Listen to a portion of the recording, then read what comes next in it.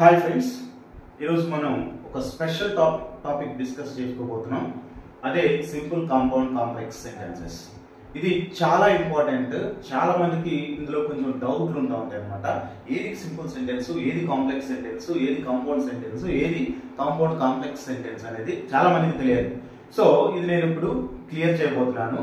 ఒకసారి చూద్దాం. దానికంటే ముందు ఒకసారి లైక్ చేయండి. లైక్ చేయడం వల్ల ఈ వీడియో ఎంతమందికి రీచ్ అవుతుంది. సో సబ్స్క్రైబ్ కూడా చేసుకోండి. Okay, see you. Next, which of the following sentences is a compound sentence? Question వేస్తాను మీకు. Which of the following sentence is a compound sentence ఇచ్చి కింద 4 సెంటెన్సెస్ ఇస్తారు. అందులో మీరు ఏ సెంటెన్స్ ఏదో కనుక్కోవాలి. జనరల్ గా మనకు ఉన్నాయి ఎన్ని అంటే సింపుల్ సెంటెన్స్, రెండోది వచ్చేసరికి కాంప్లెక్స్ సెంటెన్స్, మూడోది వచ్చేసరికి కాంపౌండ్ సెంటెన్స్, నాలుగోది వచ్చేసరికి compound complex sentence. Compound complex sentence. Okay, first of all నేను మీకు సింపుల్ సెంటెన్స్ అంటే ఏంటో చెప్తాను. సింపుల్ సెంటెన్స్ అంటే దానిలో ఒకటే వర్బ్ ఉంటుంది, 2 వర్బ్స్ అనేవి ఉండవు, ఒకటే మెయిన్ వర్బ్ అనేది ఉంటుంది. Okay okay single verb. దీనికి ఎలాంటి కంజంక్షన్స్ ఉండవు ఇందులో. ఓకే, కంజంక్షన్స్ అంటే కంజంక్షన్స్ అనేది ఏంటి? 2 సెంటెన్సెస్ ని కలపడానికి ఉపయోగిస్తే అది కంజంక్షన్. ఇక్కడ మనకి సింగిల్ సెంటెన్స్ అంటున్నాం, సింగిల్ వర్బ్ అంటున్నాం, కాబట్టి కంజంక్షన్స్ తో పని లేదు. ఇక్కడ మనకి ఒకటే సింగిల్ వర్బ్ ఉంటుంది. For example, I am teaching grammar, you are listening to grammar, they are going to market, they have completed their work. Okay, over. Next, complex sentence ante subordinating clause idi. All the complex sentences are subordinating clause. అవి main class మీద depend అయి ఉంటాయి. ఇక్కడ మళ్ళీ మీకు డౌట్లు, subordinating class ఏంటి, subordinating conjunctions ఏంటి అంటే నేను ఇస్తాను. సో కాంప్లెక్స్ సెంటెన్స్ ఎప్పుడు కూడా సబార్డినేటింగ్ కంజంక్షన్స్ తోటి కనెక్ట్ అయి ఉంటుంది. సబార్డినేటింగ్ కంజంక్షన్స్ తోటి కనెక్ట్ అయి ఉంటుంది. ఇస్తాను, నేను లిస్ట్ ఇస్తాను సబార్డినేటింగ్ కంజంక్షన్. తర్వాత కాంపౌండ్ సెంటెన్స్ వచ్చి ఇందులో 2 సెంటెన్సెస్ ఇండిపెండెంట్ సెంటెన్సెస్ గా ఉంటాయి. 2 సెంటెన్సెస్ ఇండిపెండెంట్ గా ఉంటాయి అంటే వేటి మీద డిపెండ్ అవ్వవు. వీటిని కోఆర్డినేటింగ్ కంజంక్షన్స్ తో కనెక్ట్ చేస్తారు, అప్పుడు అది కాంపౌండ్ సెంటెన్స్ అవుతుంది. కోఆర్డినేటింగ్ కంజంక్షన్ అంటే ఏంటి? మళ్ళీ డౌట్. కోఆర్డినేటింగ్ కంజంక్షన్ అంటే ఏంటి కూడా మీకు డౌట్. ఓకే, చెప్తా. Complex or compound complex sentence అంటే ఏంటి? ఇక్కడ కాంపౌండ్ కాంప్లెక్స్ అంటే ఇందులో ఒక సబార్డినేట్ క్లాస్ ఉంటుంది. ఓకే, మినిమం ఒక సబార్డినేట్ క్లాస్ ఉంటుంది, 2 or more కోఆర్డినేటింగ్ క్లాసెస్ ఉంటాయి. అది ఎలా కూడా చెప్తాను. ఓకే, ఒక single subordinate clause and 2 or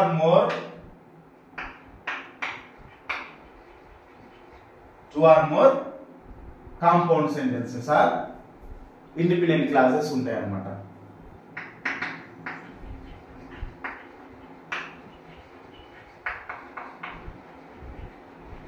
okay, ఇప్పుడు మనకి డౌట్ ఏంటంటే సబార్డినేటింగ్ కంజంక్షన్స్ అంటే ఏంటి, కోఆర్డినేటింగ్ కంజంక్షన్స్ అంటే ఏంటి అనేది మనకు క్లారిటీ వస్తే మొత్తం క్లారిటీ వచ్చినట్టే. ఓకే, ఫస్ట్ ఆఫ్ ఆల్ మీకు నేను కాంపౌండ్ సెంటెన్సెస్ ని కనెక్ట్ చేసే కోఆర్డినేటింగ్ కంజంక్షన్స్ గురించి నేను చెప్తాను.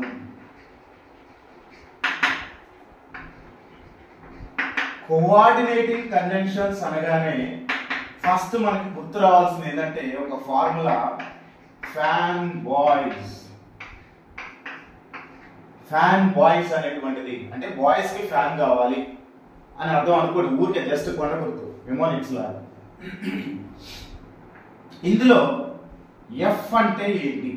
F means for. A means and, N means nor, B means but, O means or, Y means at, S means so. గుర్తుందా? Fan boys గుర్తుపెట్టుకోండి, ఇక్కడ మనకి మీకు ఈజీగా అర్థమైపోతుంది. ఫర్, ఫర్ అనేది చూడగానే చాలా మందికి ప్రిపోజిషన్ అనిపిస్తుంది. ఇది ఇంగ్లీష్ లో చాలా వర్డ్స్ ఒకటే పార్ట్స్ ఆఫ్ స్పీచ్ కు పర్మిట్ అయి ఉండవు. అవి ఒక్కొక్కప్పుడు ఒక్కోలాగా పనిచేస్తూ ఉంటాయి. సిన్స్ అని ఉంటుంది, అది కంజంక్షన్ అయితే ప్రిపోజిషన్ అయితే. అట్లానే ఫర్ కూడా అంతే. ఈ ఫర్ అనేది ఎలా ఉపయోగిస్తామంటే I was absent yesterday for I was not well. I was absent yesterday for I was not well. ఇక్కడ for అనేది I was absent yesterday అనేది ఒక sentence, I was not well అనేది ఇంకో సెంటెన్స్. ఈ రెండు సెంటెన్సెస్ ని కలుపుతూ for యూజ్ చేసాం కాబట్టి అది కంజంక్షన్ అయింది, అది కోఆర్డినేటింగ్ కంజంక్షన్ అయింది. కోఆర్డినేటింగ్ కంజంక్షన్ ఉంది కాబట్టి అది కాంపౌండ్ సెంటెన్స్. క్లియర్? తర్వాత and I went to market and I bought vegetables. I went to market అనేది ఒక సెంటెన్స్, ఐ బాట్ వెజిటబుల్స్ అనేది ఇంకో సెంటెన్స్. ఈ రెండింటిని కలుపుతూ యూజ్ చేసిందే అండ్. కాబట్టి ఇది coordinating conjunction. And coordinating conjunction కాబట్టి అది compound sentence. Clear? Next Nar. N for Nar. Nor అంటే ఇక్కడ do not forget to close the door nor to turn off the lights. Do not forget to close the door అనేది ఒక sentence, do not forget to turn off the lights అనేది ఇంకో sentence. ఈ రెండు sentences ని కలుపుతూ do not forget to close the doors nor to turn off the lights. ఇక్కడ nor అనేది ఈ రెండు సెంటెన్సెస్ ని మధ్య కలుపుతుంది కాబట్టి అది టూ ఇండిపెండెంట్ సెంటెన్సెస్ ని కలిపింది కాబట్టి అది coordinating conjunction. And coordinating conjunction ఉంటే అది కాంపౌండ్ సెంటెన్స్. తర్వాత B for but. Okay, but అందరం మనం వాడతాం. I went to movie but I did not enjoy. I did not enjoy అంటే ఇక్కడ బట్ అనేది జస్ట్ ఒక నెగటివ్ ఆస్పెక్ట్ అన్నమాట. Okay, so she is good but short tempered అని చెప్తూ ఉంటారు అనమాట. అంటే ఒక నెగటివ్ ఆస్పెక్ట్ ని హైలైట్ చేస్తుంది. Or you must come here or I will come over there. If I come over there I know that you know very well what happens. Okay, అంటే or you must study well or you will fail. So you must study well అనేది ఒక sentence, you will fail అనేది another sentence. ఈ మధ్యలో are అనేది ఏం చేస్తుంది? ఇక్కడ కలుపుతుంది. కాబట్టి ఇది కోఆర్డినేటింగ్ కంజంక్షన్. కోఆర్డినేటింగ్ కంజంక్షన్ అంటే కాంపౌండ్ సెంటెన్స్. Next yet. ఈ ఎట్ ఆల్మోస్ట్ బట్ లాగానే యాక్ట్ చేస్తుంటది. Okay, she was weak at she went to office. She was weak at she went to office. ఇక్కడ ఈ at అనేది కూడా సేమ్ లైక్ బట్ లాగానే ఉంటుంది, కొంచెం స్లైట్ డిఫరెన్స్ ఉంటుంది అనమాట. So why for at. Okay, ఇది కూడా కోఆర్డినేటింగ్ కంజంక్షన్, కొంచెం మళ్ళీ compound sentence. Next yes for so. So means అందువలన. So I was weak so I did not come to college yesterday. I did not study well so I did not study well. Please so గుర్తుపెట్టుకోండి, main గా మనకి ఇవి గనక ఉంటే అది compound sentence. ఇక మిగిలిన ఉన్నాయి చూసారా మనకి, though, although, since, as, if, unless, because, ఇవన్నీ which, all the adjective clauses, which, that, ఇవన్నీ ఉంటాయి చూసారా, ఇవన్నీ కూడా సబార్డినేటింగ్ కంజంక్షన్స్. గుర్తుపెట్టుకోండి.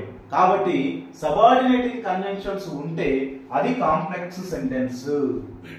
ఓకే, అది కాంప్లెక్స్ సెంటెన్స్. కంపల్సరిగా ఈ మీరు తెలుసుకోవాలి. తర్వాత కాంపౌండ్ కాంప్లెక్స్ సెంటెన్స్ అంటే ఏంటంటే చెప్పుకున్నాం ఆల్రెడీ. ఒక సబార్డినేట్ క్లాస్ ఉంది, 2 or more కోఆర్డినేటింగ్ క్లాసెస్ ఉంటాయి, అంటే ఇండిపెండెంట్ క్లాసెస్ ఉంటే అది మనకు కాంపౌండ్ కాంప్లెక్స్ సెంటెన్స్ అంటాం. ఫర్ ఎగ్జాంపుల్, ఐ హర్డ్, ఇక్కడ ఈ సెంటెన్స్ ఉంది, I heard the sound as I walked down. ఇక్కడ ఐ హర్డ్ ద సౌండ్ అనేది ఇక్కడ main sentence.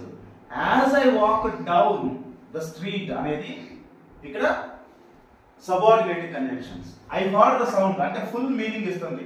So subordinating, dependent clause, independent clause అంటారు ఇక్కడ. All the dependent clauses are subordinating clauses. Subordinating clauses ఉంటే అది complex sentence. Okay, complex sentence. So as I walk down the street అనేది ఇక్కడ కంపల్సరీగా complex sentence కిందకి వస్తుంది. అంటే డిపెండెంట్ క్లాస్ అయితే ఇక్కడికి వచ్చేసరికి and caught sight of a ghost. ఇక్కడ and I caught sight of a ghost. Okay అనుకుందాం. ఫర్ ఎగ్జాంపుల్, ఇక్కడ I heard sound, I caught sight of a ghost, రెండు సెంటెన్సెస్ ఉన్నాయి. ఈ రెండు డిపెండెంట్ ఇండిపెండెంట్ క్లాసెస్. ఇది డిపెండెంట్ క్లాస్. అంటే ఒక dependent clause 2 or more independent clauses ఉంటే అది కంపల్సరిగా కాంపౌండ్ కాంప్లెక్స్ సెంటెన్స్. ఓకే, ఇప్పుడు ఆన్సర్ వచ్చేసరికి మనకి which of the following sentences is a compound sentence. మీరు ఇప్పుడు నాకు తెలిసి, నాకంటే ముందు మీకు ఇప్పుడు వచ్చేసింది idea. In spite of his hard work he got less money. ఇందులో చాలా మంది అనుకుంటారు ఇక్కడ ఒక ఉంది, ఇక్కడ ఒకటి ఉంది, కాబట్టి ఇవి రెండు ఉన్నాయి కాబట్టి ఇక్కడ మేబీ ఇది కాంప్లెక్స్ అనుకుంటారు. కానీ మీరు చూడాల్సింది ఏంటంటే కంపల్సరిగా వర్క్ ఉండాలి. ఇందులో ఎక్కడైనా వర్క్ ఉందా? In spite of his hard work, in spite of his hard work అంతే. ఇక్కడ యాక్షన్ అనే వర్డ్ లేదు. అంటే స్లీపింగ్, రీడింగ్, లేకపోతే రైటింగ్, లేకపోతే ఓకే ఇంకేదో చేస్తున్నట్టు అనేటువంటి in spite of his hard work అనేది ఒక ఫ్రేజ్. ఇందులో ఎక్కడ మనకి యాక్షన్ అనేది లేదు. హీ గాట్ వర్క్ ఉంది కాబట్టి ఇందులో కంపల్సరిగా మనకి ఇది simple sentence. Next, though he worked hard he failed in the exam. Though చెప్పాను కదా, though, although, even though, if, unless, because, ఇట్లా ఈ సెంటెన్సెస్ కనుక వస్తే, సిన్స్, యాజ్ ఇవి వస్తే మనకు అది కాంప్లెక్స్ సెంటెన్స్. అవన్నీ సబార్డినేటింగ్ కంజంక్షన్స్. రాసుకొని కావాలంటే వీడియో ఒకసారి స్లో మోషన్ లో పెట్టుకోండి. Okay, next, they are poor but they bought a car. ఇక్కడ బట్ ఉంది కాబట్టి ఏంటిది? Coordinating conjunction. కోఆర్డినేటింగ్ కంజంక్షన్ ఉందంటే అది compound sentence. So our correct answer is this. మరి ఇదేంటి అంటే కాంపౌండ్ కాంప్లెక్స్ సెంటెన్స్. ఇది కూడా చాలా కేర్ఫుల్ గా అడిగే అవకాశం ఉంది.